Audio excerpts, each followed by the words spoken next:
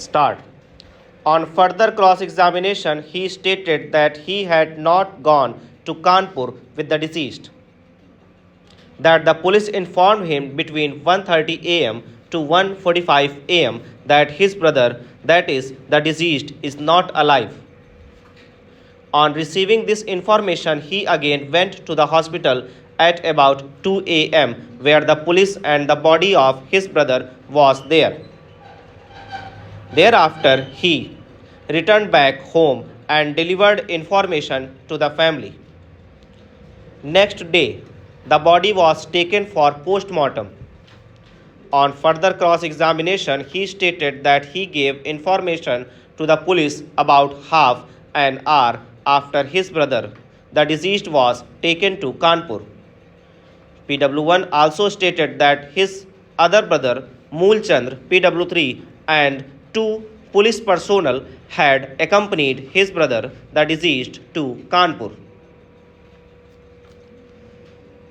In respect of time of arrival of the investigation officer at the spot, PW1 stated that before his brother, the deceased, was taken to the hospital, though the investigation officer had not arrived, but two constables had come. PW1 denied the suggestion that he lodged the FIR after the death of his brother on the suggestion of the police personnel. He, however, admitted that the written report was prepared at the hospital. He also denied the suggestion that it was a dark night and some unknown person had killed his brother, and that no one witnessed the incident, and that with the help of police on the basis of past enmity, false implication was made. He stated that he did not witness the incident. Consequently, the prosecution declared him hostile.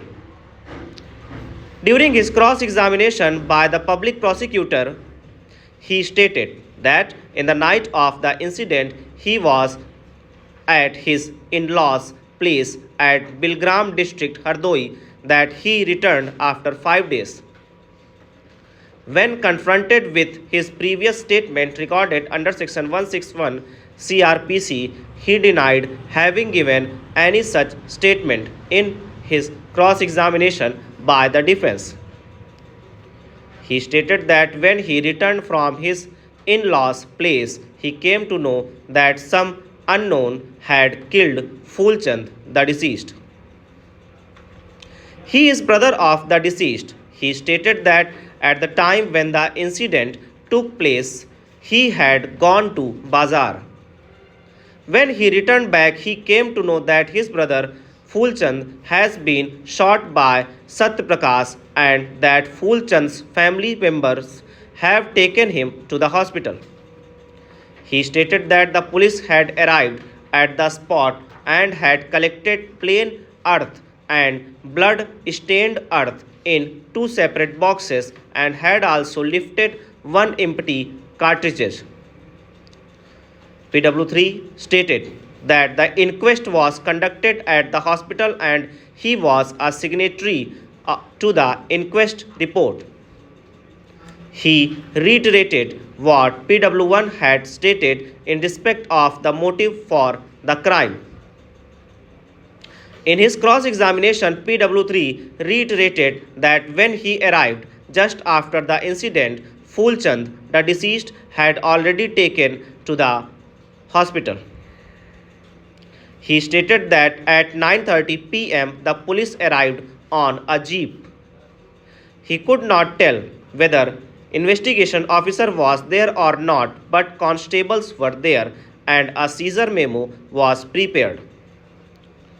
The police had stayed there for half an hour and had visited the house of Satyaprakash, the appellant, and had inquired from the neighbors there. He stated that his brother, the deceased, was in the hospital and that he had taken him to Kanpur with 3-4 other persons, including policemen. He admitted his signature on Exhibit K 2 and also admitted that in Exhibit K 2 case crime number 410 of 1998 was written. He, however, denied the suggestion that the first information report was lodged after the death of Fulchand. PW4. He is the son of the deceased. He stated that at the time of the incident at about 9 p.m. he was having dinner. His uncle and his father were having talks. A bulb was lit there. On hearing noise and gunshot, he went out and saw four persons, namely Satyaprakash, Kanhaiya, Bahadur, and Ramu, running away. His brother was lying on the road, and his uncle and others told him that those were the four persons who have killed PW4's father. He stated that his uncle had written the report. He stated that the police had arrived at the spot and had lifted the empty cartridge, blood-stained earth, and plain earth from the spot. He stated that he had signed the Caesar memo. He reiterated that some motive, as narrated by